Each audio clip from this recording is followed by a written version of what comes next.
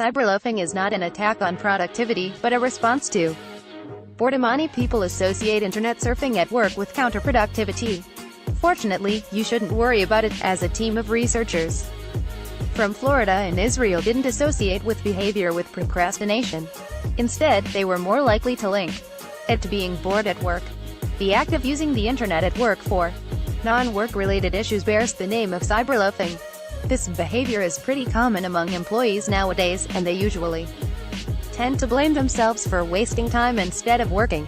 Employers usually condemn this behavior as an attack on workplace productivity, but it might not really be the case. A team of researchers from the University of South Florida and the University of Haifa decided to investigate cyberloafing. Instead of regarding it as counterproductive, they started exploring it as a possibility to combat boredom at work and the lack of tasks. Therefore, they devised a questionnaire they sent to 463 employees working at a U.S. university. By answering these questions, researchers were then able to assess the levels of boredom at the workplace. Also, the same questions covered the levels of cyberloafing that surfaced from the situation.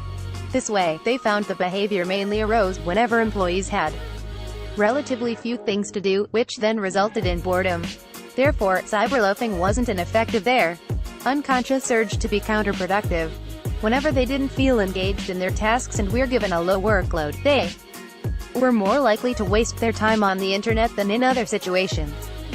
This means that employers shouldn't condemn their employees, and, instead, look for other solutions. The results place cyberloafing among coping mechanisms. This means it is quite a normal reaction to boredom and a lot less harmful than other activities that cut productivity levels. Now, researchers are willing to continue their investigation and see if this technique is a result of stress at the workplace.